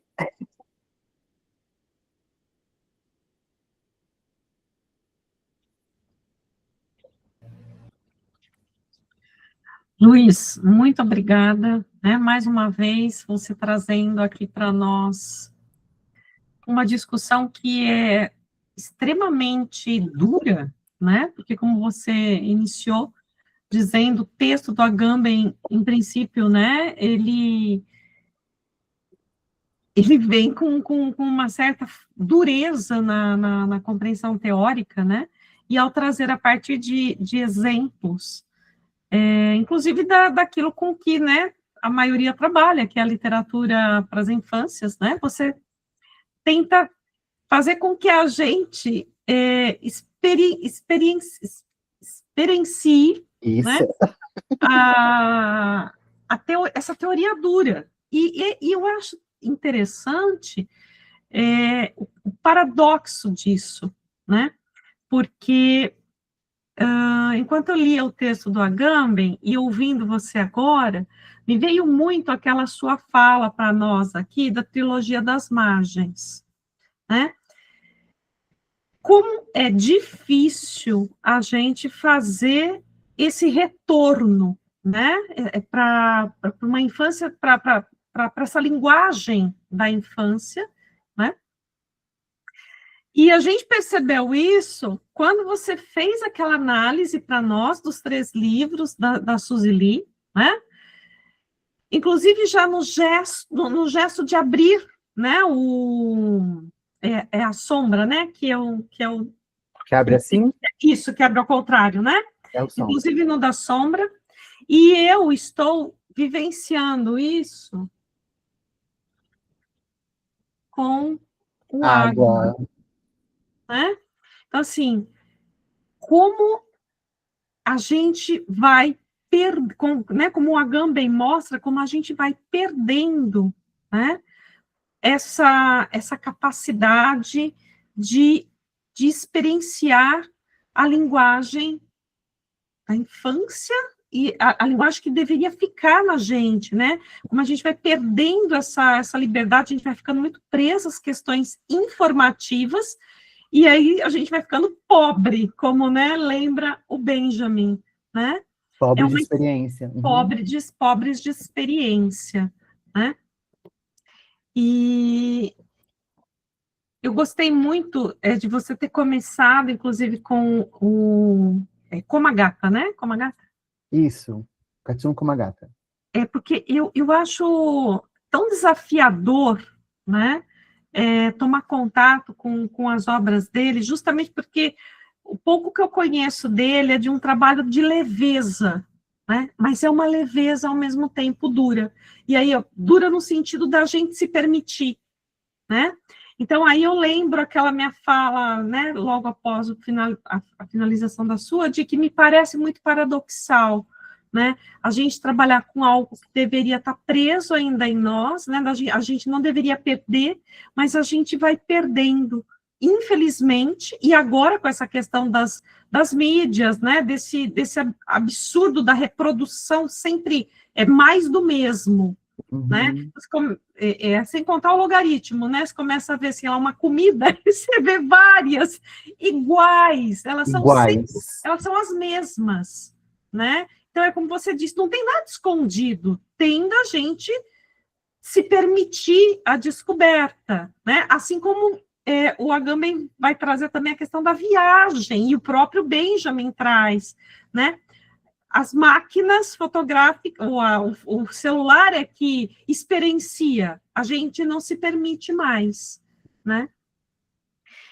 Bom, Ju, passo para você e depois a gente abre, né? Se alguém quiser já ir pensando aí nas suas falas, quiser levantar a mão. Eu tenho uma pergunta para o Luiz, uma pergunta desafio. Cada vez mais a gente tem visto, né, Luiz, curadorias de livros, escolhas, seja em ambiente escolar ou também na literacia familiar, ou os nomes que se deem para essa literatura que também é mediada em casa, para a seleção de livros, para isso ou para aquilo, né? Vamos selecionar livros para lidar com o luto, para falar sobre separação. E, em especial no ambiente escolar, muitos desses livros, eles são escolhidos para que o grupo de leitores cheguem a um sentido, muitas vezes, único, né? Então, todos chegam no que quis dizer isso. Então, isso é não vou usar a palavra tradição, que eu não consigo achar outra melhor. Mas é a melhor. É algo que acontece todos os dias, em quase todos os lugares. Então, eu lanço um desafio aqui para você. Lógico, né, que é impossível a gente criar qualquer passo a passo em algo que já está prevendo o despasso, né? Mas eu queria que você nos ajudasse a pensar, em especial porque a gente é formado por um grupo muito grande de professores aqui, e esse nosso encontro vai ser transmitido depois pelo YouTube, onde ele vai ser acessado também por outros tantos educadores. Como que a gente faz, então, para ir no sentido contrário, né? Porque a gente todo mundo já com a boca entortada de, preciso, até a palavra, preciso trabalhar isso, né? Esse conceito. E quando você traz o livro da Dani e o do Komagata e tantos outros que você apresentou aqui em outros encontros, né, tanto no grupo de estudo como também aqui no grupo de pesquisa, livros que nos ajudem a desautomatizar esse lugar do significado, da busca por um significado cabal. Como que a gente pode, em especial aqui pensando em educadores, fazer a seleção desses livros, né? E depois, como abordá-los? Então, se você puder contribuir com essa desdidática, né? Da desautomatização, e o que é muito legal que hoje no Instagram, para falar que a gente ia ter esse encontro, que depois ele seria gravado e, né, distribuído, eu selecionei alguns poemas do Manuel de Barros, né? Então, a gente teria Ascensão, infantil, uma didática da invenção, o Eras, o menino carregava água na peneira, como disse a Márcia, o arte de infantilizar formigas, que são, como você trouxe hoje, verdadeiras aulas dessa desautomatização. Mas como que a gente faz isso também para além do Manuel de Barros? Então, vamos começar um pouquinho antes, né? Antes de esses livros ganharem esses usos, né, eles são pensados como obras de arte, por algum artista. Então, há um projeto inicial aí, que ele existe no espaço da negatividade, ele ganha a sua representação não representativa, enquanto livro, e vai para uma editora. A editora publica. O livro existe no mundo. Ou seja, a raiz do que tudo que ele pode ser está guardada dentro dele. Então, o que ele pode ser e não ser está reservado nele. Viva os artistas, eles sempre ganham, e a gente também. Só que quando a gente vai para os campos de uso dos livros, a gente está dentro de outra lógica. A gente não está exatamente no campo da lógica artística. A gente está dentro de uma lógica capitalista, de que as pessoas têm que ir para ir vender livros, e de que as pessoas têm que aprender a usar os livros, que as pessoas têm que aprender a falar, e ler, escrever, interpretar texto, para poder fazer vestibular, entrar na faculdade ou não, e começar a trabalhar. Né? Mesmo sabemos que o caminho vai por aí. Olha o fadamento da história. Então, quando a gente está no campo do livro que existe, ele entra dentro de um lugar em que quem seleciona, né, e quer fazer as curadorias, né, e que faz as curadorias, claro que eu não vou colocar nenhuma figura aqui, eu só estou pensando no campo do ideal. As pessoas querem o quê? Espalhar livros para o mundo. Né? Escolas, clubes de leitura, queremos espalhar os livros para que os livros bons, preferencialmente, circulem. Agora, o que se faz dentro de um cronograma de aulas para fazer uso desses livros já vai afastando o livro daquela potência inicial dele, ainda que a potência esteja totalmente guardada dentro dele. Aí vai depender do que para que essa potência seja acessada? A disponibilidade de quem vai mediar essa leitura. A disponibilidade de quem vai escolher ler essa obra, experimentar essa obra em primeiro lugar, compreender as possibilidades de acesso que essa obra traz, a sua, né? Esse mediador pensando, como é que minha infância está sendo desperta com esse livro? Estou percebendo isso, estou percebendo isso, estou percebendo isso. Se eu estou percebendo isso, tem um como. Como eu estou percebendo isso? É com o livro afastado? É com o livro na minha mão? É com o livro em cima da mesa? É com o livro longe? É com o livro muito perto? Olha as possibilidades. Aí você pensa, se a mediação desse livro, ela demanda que todo mundo tenha um livro, todo mundo pode ter um livro na escola? Aí você vai pensando, aí vai entrando nas particularidades. Mas o ideal, né, para a arte é sempre uma relação 1 para 1. Né? Você está num museu, tem 1000 pessoas do seu lado, mas a relação é 1 para 1. É você e a obra de arte.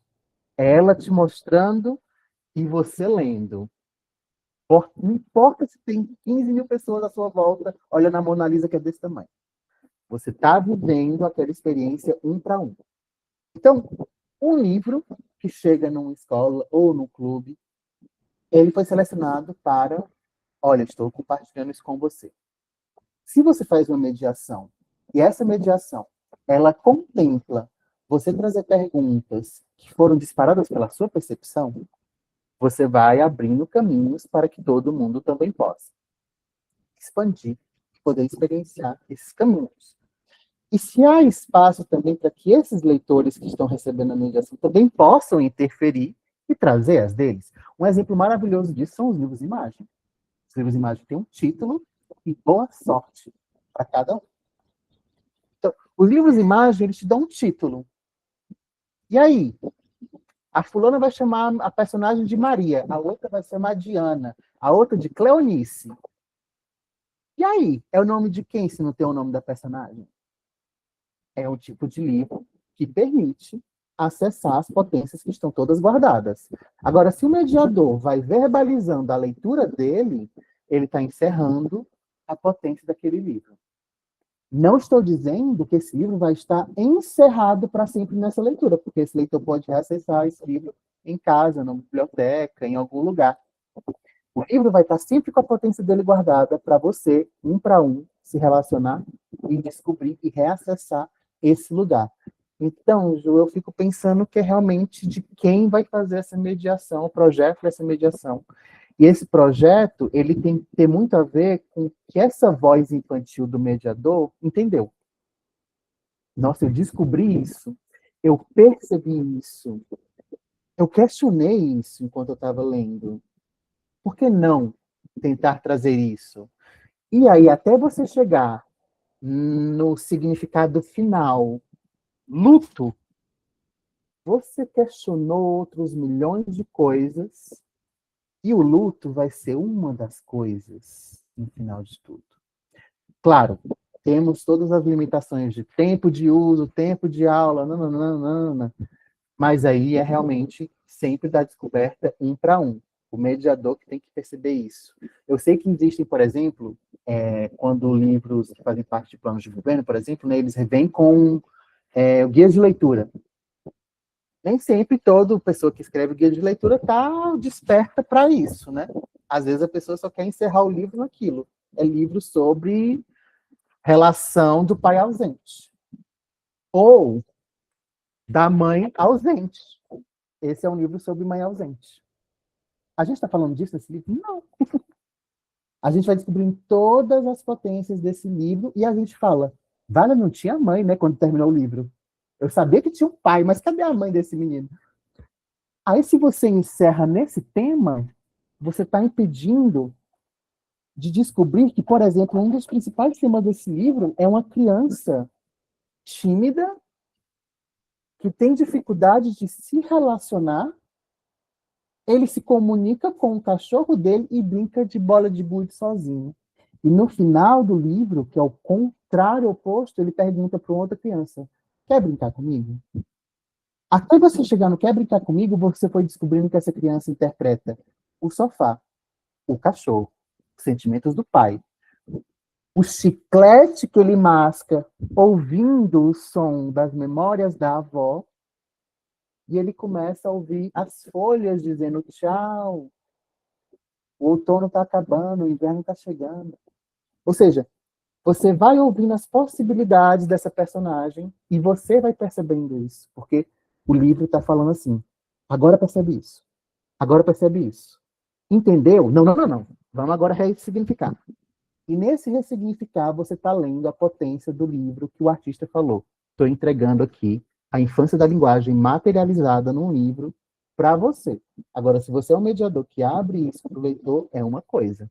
Se você não abre, você quer fechar numa única mensagem, você vai estar sempre no campo da informação e nunca no espaço da potência da experiência de linguagem. Eu te respondi? Claro. E sabe o que me lembrou? Olhando aqui o comentário da Eunícia, então, para quem está assistindo a gravação, ela diz o seguinte, e diante da resposta do Luiz para a Juliana, vale aqui fazer uma reflexão sobre as materialidades diferenciadas, né, de alguns livros, que desarticulam essas automatizações, mas que majoritariamente assustam os mediadores, né, desse tipo de experimentação. E eu lembro de um dos nossos cursos, juntos, saudade disso, que tinha aquela coleção da Gaudí, isso é um rato, é um caracol, Uhum. e a gente achou um vídeo, né, a gente fazia umas procuras muito loucas, achamos um vídeo na internet que uma pessoa pegava o livro, que é uma dobra revelação, ou seja, precisava estar na mão do leitor para que ele experimentasse. Então, a brincadeira do livro é o que vem ao virar, né, esse formato caracol, e aí ela pegava o livro e dizia, Era uma vez, estou inventando porque eu não sei a lógica, a ordem aqui. Era uma vez um tucano, e ele andou pela floresta até que, de repente, e começava a criar falas. Então, esse espaço que o artista, abre aspas, idealizou, fecha aspas, como um campo de experimentar o que pode ser tudo aquilo, ela fechou. E aí me lembrou de um outro livro que nós trouxemos, e que, por sinal, eu e Ana tem um livro que vai um pouco nessa pegada, que era um livro escrito numa língua que ninguém sabe, que não existe, né? Um livro alemão.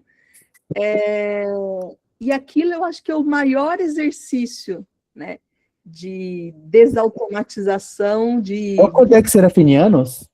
Oi? Codex Serafinianos? O que é isso? É o livro, Codex Serafinianos, que é um livro que é uma língua que ninguém sabe. Não É conheço. de um italiano. É um livro dessa grossura. Isso que eu estou falando era aquele que acho que a Bruna que trouxe para a gente, que eram dois insetos conversando, era em alemão. O artista era alemão, né? A língua era... Eu vou ver se eu acho, mostro, só um pouquinho. Acho que ela...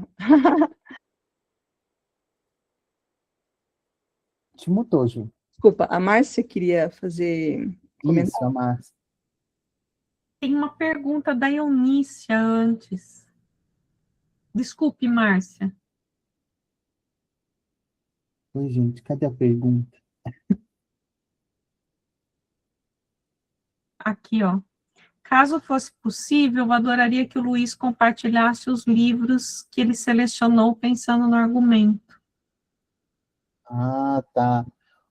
O livro do Katsun Komagata chama Sounds Carried by the Wind.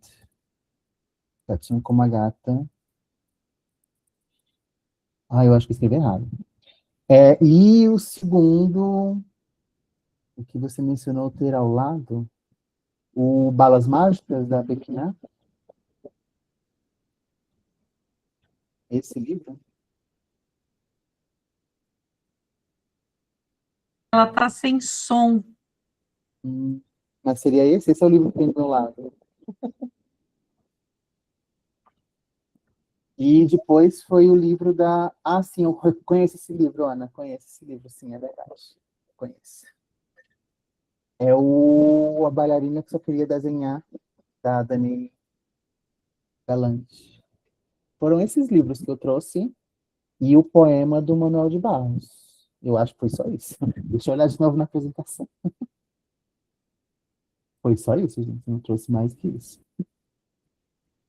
Márcia. Oi, Luiz. Oi. Vamos polemizar um pouquinho para fazer o pessoal acordar.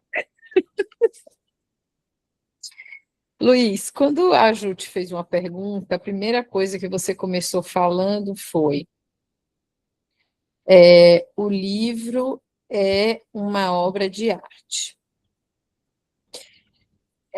A pergunta que eu tenho para te fazer é a seguinte, para a gente pensar junto, na verdade. Eu ouvi um comentário, na verdade eu estava conversando com uma amiga e falando exatamente isso, porque é no que eu acredito também, né? Antes de tudo, existe a estética do livro, então para mim o livro é uma obra de arte também, mas a crítica que ela me disse que faziam a esse tipo de comentário é que o livro não deveria ser considerado uma obra de arte, porque o princípio da obra de arte é que você olhe, que você contemple. E que seria incompatível com o livro, porque o livro, digamos, teria uma outra serventia, né, uma outra utilidade. O livro é aquela coisa que você manuseia para ler. O que você acha disso? Porque eu sou do seu time, eu defendo ferrenhamente, porque o artista, o ilustrador, principalmente, o cara está ali se acabando para fazer um negócio bonito para a gente, né? Para ter primeiro visual, né? A gente come primeiro com os olhos, a beleza, né? Esse belo que encanta o ser humano, que a gente tem registro desde a Grécia e etc. O belo encanta, né? Então eu acredito nessa questão estética, mas eu acredito, né? É Márcia Pituba aqui falando, que uma coisa não interfere, não impede a outra. Mas aí eu quero ouvi-lo.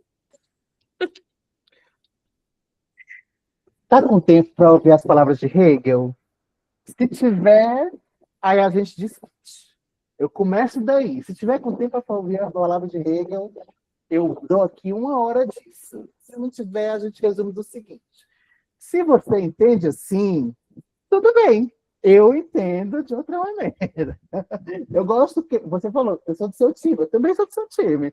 Para mim é obra de arte. Se tem um artista, ele sente coisas e ele quer compartilhar aquilo que ele sente na forma de expressão que ele sabe expressar isso, seja dançando, seja atuando, seja cantando, seja criando melodia, seja criando livros, seja criando ilustração, artes plásticas, visuais, gráficas, seja na palavra, e isso chega em mim, outra ponta, e eu sinto coisas à semelhança do que ele queria expressar, é arte. Isso é obra de arte. Porque isso desperta em mim aquilo que eu não estava prestando atenção. E aí eu estou fazendo o quê? Olha, alguém fez com que eu percebesse isso. Meu braço se arrepiou. Escutei essa melodia, estou toda arrepiada na nuca. Então, assim, se alguém fala que a obra de arte tem que ser uma única coisa, eu acho que o conceito de obra de arte aí está um pouco limitado. E arte é tudo menos limitada. A arte não tem a curva fechando. Eu penso. Te respondi, mais? Tá bom. Selecionado outros. Ai, agora eu realmente não sei se eu... Perdão. Mais alguém? Diz que o que a Eunícia também eu não consegui identificar em que momento é o comentário, mas acho que ela quis dizer, por exemplo, quando você fez a live comigo e trouxe outros livros, né? Mas aí a gente não lembra, porque é de 2021. É 2021. Tem Mas eu 5 pus anos. o livro para vocês, depois vocês dão uma olhada. O livro outro que eu mencionei, que eu não mostrei, a Patrícia mostrou, que é o Nanão, do Gustavo Piqueira. Foi esse outro livro que eu acho que eu mencionei. Será que eu mencionei algum outro, gente? Agora é só na gravação. Oi, Eunícia, não foi o vermelhinho que ele mostrou primeiro? Não?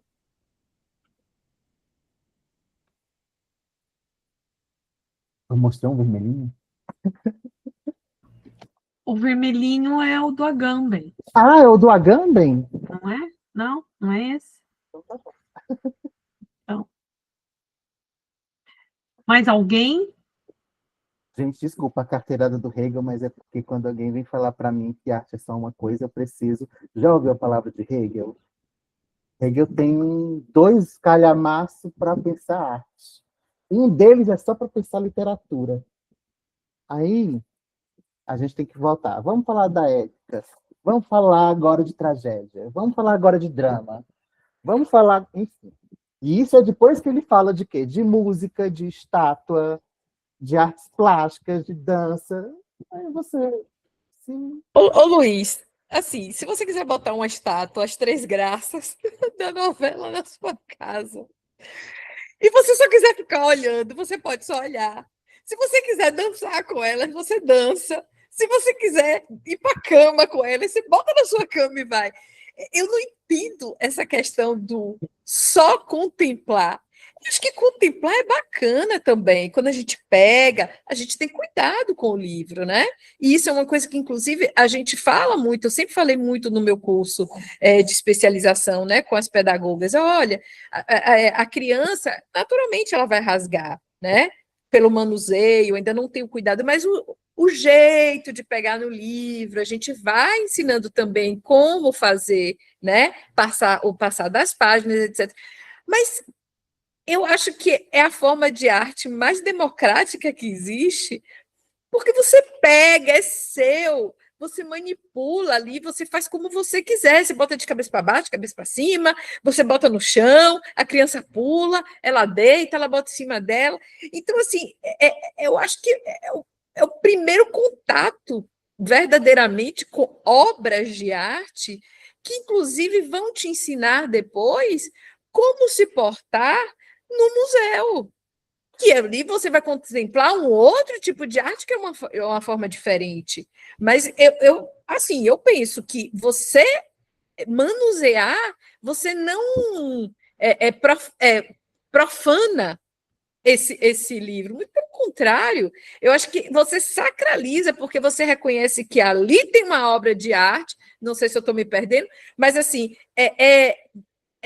você atribui mais valor ainda nessa questão que eu estou falando, de você tornar sagrado aquilo, do que profano, do que... Não, é um livro, é só um livro, sabe? A coisa do livrinho, só o livro, é só... Márcia, eu posso te interromper?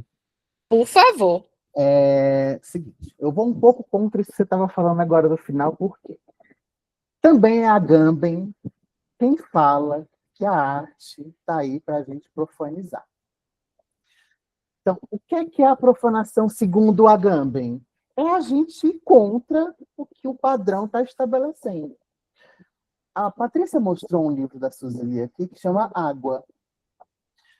Se alguém já pegou esse livro e tentou desdobrar, percebeu que o corpo não tem 5 metros de braço. Se o corpo não tem 5 metros de braço, o livro tem 5 metros de papel. Você abre ele. O comportamento de como virar a página é um comportamento dentro da informação. A gente está repetindo esse movimento. Só que tem livro que pede para a gente folhear de baixo para cima, como Sombra, da Suzy Lee. E aí, a forma de folhear é o livro que traz. Tudo bem que na mediação a gente pode ali mimetizar o comportamento padrão. Isso a gente está onde? Na história do Agamben, que é quando a gente está apenas repetindo. Agora, a descoberta de como manusear um livro é muito individual. Por mais que a gente veja como está sendo ensinado, existem livros que vão pedir para você manusear de maneira diferente. Gustavo Piqueira, pega seu azul, um livro com areia na capa. O que você vai fazer? Ficar limpando o dedo o tempo inteiro ou não vai ficar lendo? Então, cada livro pede do seu leitor a sua disponibilidade de explorar a potência que está ali guardada para você voltar à infância da linguagem. Então, assim, profane, saia do sagrado. Se a gente bota o livro no sagrado, a gente não rasga ele. Tem livro que pede para ser rasgado. Rasgue aqui. Tem livro que pede, por exemplo, os livros do Katinho Komagata, que tem folhas de papel muito leves. Se uma criança de 3 anos não botar a mãozinha ali e rasgar, ela não vai perceber que ela tem uma força muito grande no bracinho dela. Se ela rasgar, ela vai falar, rasgou. Aí ela vai o quê? Atualizar a relação corporal dela com o livro. Ela está aprendendo a ler o livro. Então, o livro traz a potência da profanização, e a gente tem que profanar mesmo, porque a arte é profana. A arte, quando fica sagrada, a gente está longe dela. Por isso que toda a experiência que eu penso de museu, e aqui eu estou num lugar político, né? É uma experiência muito afastada. Eu acho uma tristeza você ir aqui no MASP e ver as obras de Monet e não poder tocar. Eu sei que tocar vai destruir a obra, porque, afinal de contas, nosso corpo sai, né, em partes, e aí vai destruir aquela cor, aquela forma, mas ele cria texturas.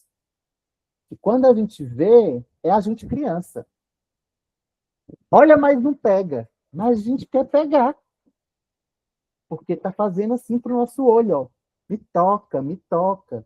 E aí eu concordo com você na parte do livro ser essa obra de arte acessível para que a gente pegue nela, mexa nela. Lê aí o chat. O chat me disse que eu não sou doida. Olha o que a Gi escreveu.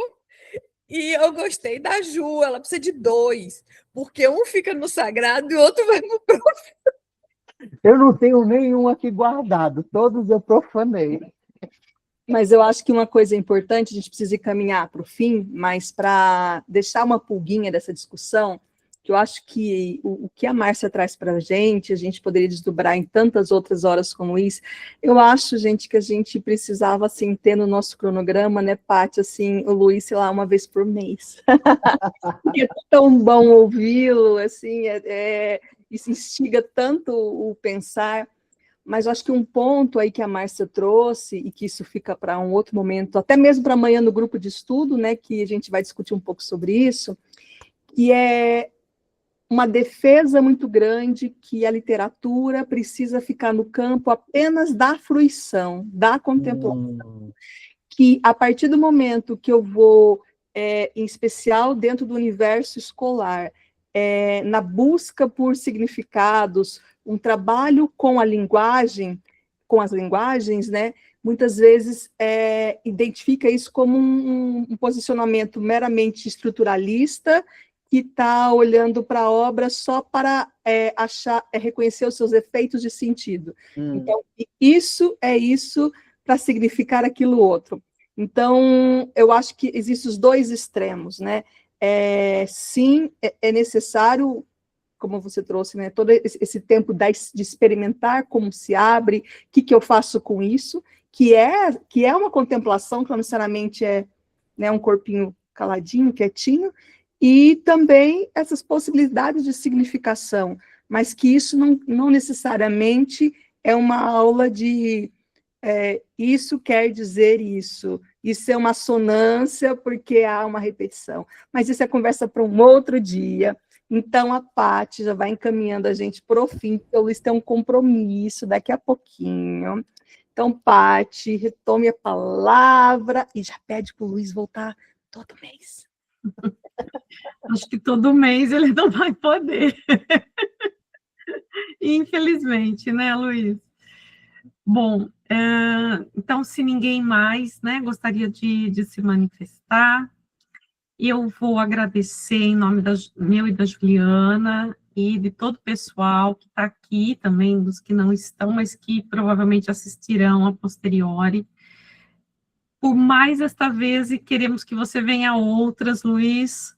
Certamente agora você vai estar um pouco mais ocupado, mas, né, quando possível, a gente vai querer que você retorne, porque a gente aprende muito com você. Acho que foi uma aula importantíssima aqui para nós e que fecha, né, o nosso semestre passado, que a gente tem começado em março, né, agora, mas como você não pôde, na verdade não foi você que não pôde, fomos nós que tivemos muitos compromissos, né, junto com os seus compromissos, não tem jeito, né? Então, nós agradecemos por você ter se disponibilizado lá atrás e mais uma vez aqui, né, para contemplar esse fechamento, né, que nós trouxemos de discussão para o semestre passado. Eu passo para você, então, a fala, para você se despedir, já sabendo, né, que sempre gostaríamos que você estivesse aqui presente num momento futuro, tá bom? Obrigado, Paty. Obrigado, Ju. Obrigado a todo mundo. Queria agradecer mais uma vez pelo espaço para poder compartilhar minhas opiniões não muito populares, mas que eu acho que é quem eu sou e eu acho que é isso que a gente tem que ser, importante como sujeito, como pesquisador, como professor. Eu acho que a gente tem que compartilhar, e eu acho que eu já falei isso antes, pesquisa a gente faz para compartilhar, ninguém faz pesquisa para encastelar, eu não faço pesquisa para sacralizar, eu faço pesquisa para profanar. E há uma fala que eu tento aqui pegar um Agamben e explicar para vocês em 45 minutos.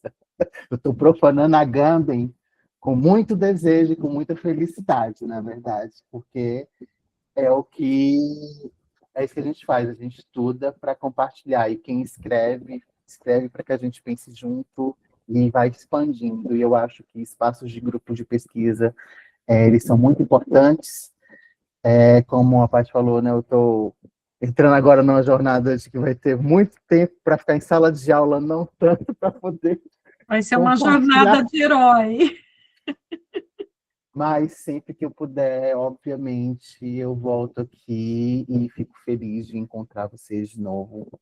Quando precisarem, me convidem. Eu vou ser honesta se eu vou poder ou não. Mas é um prazer estar aqui. Muito obrigado, Paty, Juliana, mais uma vez. E obrigado a todo mundo que ficou até agora, 10 para as 9, numa quinta-feira, antes do ano começar oficialmente em março de 2026. Então, a gente podia fazer uma foto, todo mundo aqui. Então, quem puder e quiser abrir as suas câmeras, a gente faz um printzinho. E tá, Luiz, não vai ser todo mês, uma vez por ano. Só que nós estamos contando como hoje e ano passado, tá? Então, assim, pode ser que a gente te convide de novo, porque é algo que está muito na essência do GEP-LIGE, enquanto um grupo de pesquisa, e por isso que esse encontro, que em tese é um encontro fechado entre pesquisadores e está sendo gravado, é gravado sempre, mas que vai ser depois compartilhado no YouTube. O objetivo é que acesse mais gente, né? Mais gente, que essa democratização ela aconteça de uma forma que não é uma simplificação da linguagem, mas é uma maneira acessível e simples de chegar em conceitos tão complexos, né? Então, a gente fica muito feliz de sempre você ser tão generoso conosco. E quero saber quem aí vai tirar foto. Tem umas câmeras ainda fechadas, estão se preparando, passando batom. Eu fiz a primeira foto, mas tá todo mundo de olho fechado. Então, você fez uma foto, todo mundo olho fechado? Espera aí, deixa eu... Fazer outra, todo mundo abrindo o olho. 1, 2, 3, uma. Aí, sozinho. Deixa eu aumentar um aqui, porque o Luiz está petitico na minha tela. Deixa eu pôr de cima, peraí. Eu vou segurar um livro também. Peraí, agora sim, uma telona. Peraí. Eu só preciso subir. Um minuto, gente. Pera. Aqui. 2, 3, hein? Agora estamos todo mundo grandão. Então, os recadinhos de como será esse semestre, formulário, a gente vai mandar tudo no grupo, então se atentem lá e a gente fecha hoje por aqui, né, Patrícia? Isso, Ju. Obrigada, pessoal. Luiz, muito obrigada. Deixa eu só pedir uma coisa depois, Paty. É possível colocar o calendário do semestre? Sim, nós estamos com o calendário prontinho, já vamos colocar lá, tá bom? Beleza, obrigada. A gente vai criar hashtag girão uma vez por mês. Uma vez por ano, para não abusar. Uma vez por ano. Ju, você vai finalizar a gravação? Vou finalizar. Tá. Luiz, você fique à vontade, então, viu? Se você quiser ficar, né? Se quiser. Gente, eu estou finalizando aqui os trabalhos da ementa da semana que vem. Eu tenho que sair. Muito obrigado. Ô, Ju, faz o convite para amanhã, né, Ju? Por favor. Para quem está assistindo a gravação, amanhã a gente tem encontro do grupo de estudo sobre o que é ou não é literatura, o que isso importa e para quem isso importa, para a gente pensar, para além do conceito e da polêmica torturado não é literatura, o que a gente pode olhar no nosso impacto enquanto professores, criadores e tudo mais. Então, é isso. E eu vou parar a gravação agora. Beijo para vocês. A gente fica. Tchau, tchau.